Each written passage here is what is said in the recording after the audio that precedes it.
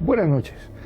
Buenas noches y bienvenidos al mundo de los templarios, el mundo creado por Amando de Ossorio.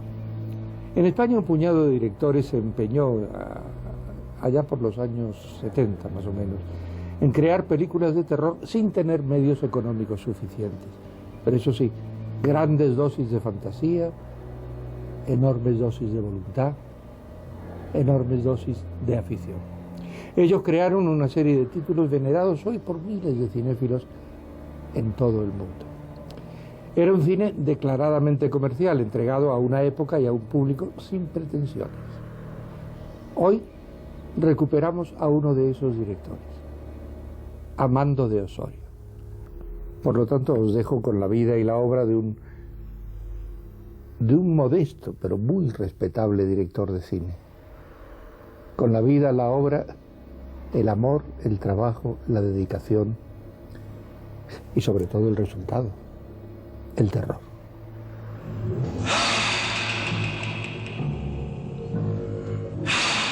La noche del terror ciego, el ataque de los muertos sin ojos, el buque maldito o la noche de las gaviotas son los originales títulos que en los años 70 abundaban en las carteles españolas. Todas fueron dirigidas por Amando de Ossorio. Independientemente de lo que te merezca como opinión, como cine, su trabajo, Amando de Ossorio es merecedor de un respeto que yo creo que todavía no tiene en este país.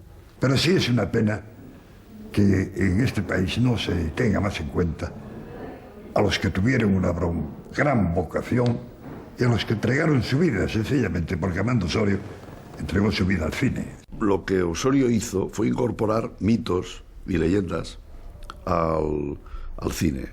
Él tenía una gran facilidad para transformar esta mitología o esta especie de cultura popular, trasladarla. Y creo que ahí influía mucho el carácter suyo gallego. Comprendí su entusiasmo, podría imaginar al pequeño Armando sentado posiblemente sentado en la cocina de su abuelo, sus abuelos, escuchando historias que se puede contar en esas noches largas o tardes largas de Galicia, con la lluvia, el frío y todo.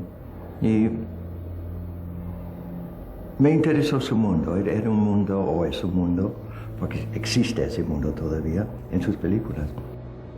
De origen gallego, Ossorio nació en A Coruña en 1918 y fue educado en una familia de la pequeña burguesía. Su padre, delegado de Hacienda, hizo que estudiara empresariales, comenzara a trabajar en el Banco Español de Crédito y se comprometiera en matrimonio. Evidentemente su padre no quería en ningún caso que él se dedicase a la bohemia y a hacer cine.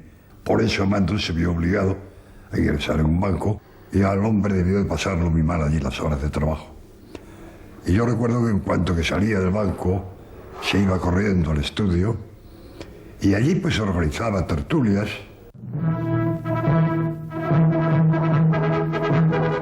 A los 30 años, Ossorio decide dejarlo todo para trasladarse a Madrid, donde trabaja en Radio Nacional y posteriormente en El Nodo.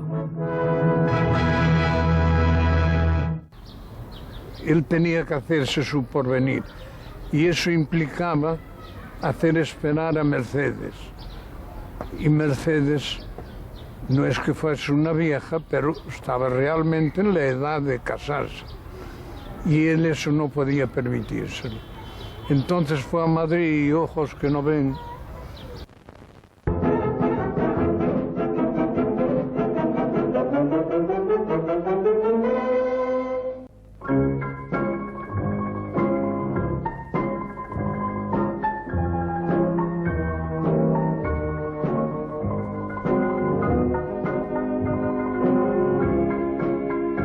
En Madrid quiere dedicarse a su gran pasión, el cine. Trabaja en publicidad y comienza escribiendo guiones de encargo para películas como Último Día, de Antonio Román. En 1956 surge para Ossorio la gran oportunidad de dirigir su primera película, Bandera Negra. La primera película que he visto de él cronológicamente es su ópera prima en el largometraje, que se llama La bandera negra, ¿no? Y fue para mí, pues, una emoción muy grande, ¿no? Encontrar esa copia, porque se supone que estaba perdida. Yo le contaré cómo fue la tragedia. Él no tuvo la culpa, no, señor. Fue esa mujer. ¡Ábrame, le digo! ¡Escuche! ¡Déjame entrar! Un monólogo de hora y media con un solo personaje, por supuesto. Entonces, yo quería ver aquello porque me parecía como de francotirador, así, literalmente.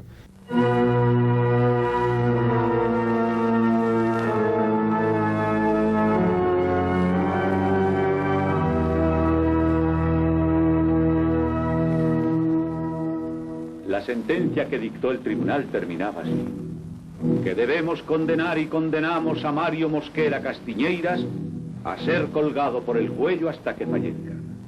Dios tenga piedad de su alma.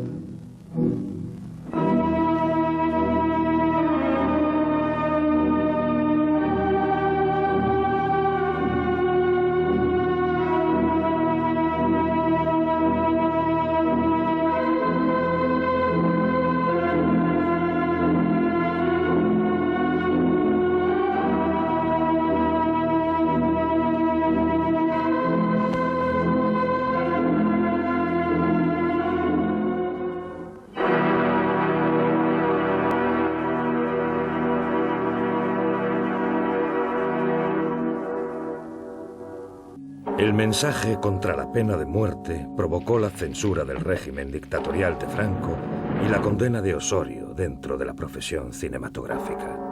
Hacer una película experimental que nunca se estrenó y que había sido censurada no fue una buena presentación para el joven director. Osorio pasó 8 años sin realizar ninguna película. La llegada de los spaghetti westerns da una segunda oportunidad a Osorio, ahora haciendo películas de encargo como La tumba del pistolero. En cuanto al western, él el que hace La tumba del pistolero es, como tantos otros de entonces, una coproducción oficiosa con Francia y con una preventa acordada a Italia. Entonces, este western a mí me interesa relativamente, pero me interesa porque debe ser el único que yo he visto, o al menos que recuerde, donde no muere absolutamente nadie. Su éxito comercial da continuidad a su trabajo con Rebeldes en Canadá. Los malos de la función son una institución intocable en Canadá que es la policía montada. Entonces, esta película, por este detalle así tan ingenuo, pues tuvo una prohibición de exhibición en Canadá en los años 60, ¿no? No la dejaron estrenar allí. Sin embargo, las producciones que le ofrecen son de dudosa calidad. Pasto de fieras, una película de niños que emula títulos de éxito como Lassie o Rin Tin Tin, o La niña del patio, que descubría a la niña prodigio Rocío, son algunos ejemplos. Estas películas le abren las puertas para su gran proyecto, Malenka, la sobrina del vampiro, con la estrella sueca Anita Ekberg.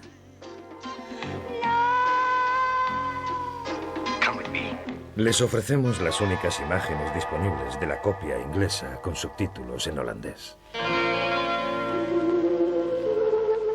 One could almost say that. It's your grandmother, Malenka, and you're the image of her, Sylvia. Same beauty born of mystery. I hope I haven't shocked you. Claro, por supuesto, hombre, la película de Anita Ekberg, yo me acuerdo, aunque no tuve nada que ver, yo supongo que entonces estaba en la escuela de cine, pero aquí se habló mucho de esa película, porque traer a Anita Ekberg aquí a rodar una película, pues era también una cosa totalmente novedosa y además, pues desde el punto de vista de producción, interesantísimo, porque Anita Ekberg en aquel momento era Anita Ekberg, ¿no?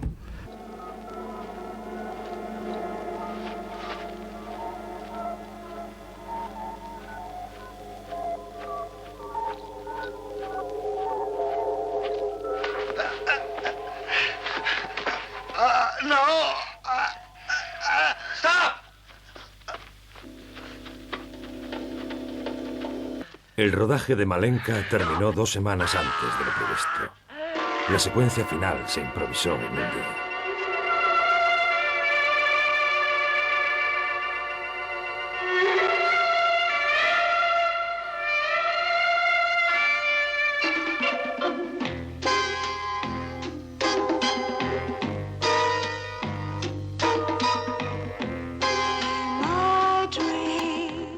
Rodadas en inglés y realizadas para el mercado internacional, eran sin embargo producciones muy baratas que reflejaban a una sociedad y una cultura en plena transformación. Entonces, tanto Poznanski como Jesús Franco, como Armando de Osorio, como Ibáñez Serrador, efectivamente encuentran la coyuntura propicia para el cine que les interesa. Ocurrió en el año 70 con otra tentativa de Poznanski con Los Hombres Lobo que se llamaba La Noche de Walpurgis. La cuestión es que de taquilla funcionó muy bien, por unos ingredientes morbosos que tenían ahí de... Imaginaos, un espectador españolito de la época, se le promete vampirismo, lesbianismo, sadismo y muchos sismos más en las carteleras. Entonces las colas que se formaron pues la convirtió en un éxito. Entonces ahora todo el mundo de repente quería producir cine de terror en España. Hicimos Tarzanes, hicimos Diosas Salvajes, hicimos monstruos como los de Osorio, bueno, hicimos Dráculas, o sea que prácticamente hicimos incluso una versión del Exorcista, que aquí llamamos Exorcismo, antes incluso que se estrenase la película americana, pero ya sabiendo que existía la película americana, ¿no? Él había tenido problemas cuando se le ocurrió el primer guión de Los Templarios, originalmente El terror ciego, porque no era ningún mito del terror conocido, no era Drácula, no era Frankenstein. Entonces le decían, no, pero si usted me trae un guión de Drácula, lo puedo vender. Pero eso de los caballeros templarios, yo esto no sé si la gente lo va a querer ver, porque no. Preparó unas láminas muy atractivas, ¿no? Y unos diseños, unas máscaras, ¿no? Y fue con eso con lo que convenció a los productores de que eso podía ser un personaje muy terrorífico de por sí. El cine de género español entonces crea 3 personajes emblemáticos que ya forman parte de la historia del género a escala universal. El primero lo crea Jesús Franco en el año 61 y es el Dr. Love, un doctor que incorpora a Howard Vernon. El segundo lo crea Poznanski en el año 68 y es el Hombre Lobo, Waldemar Daninsky. Y el tercero son los Caballeros Templarios que crea Osorio con la primera aportación al género.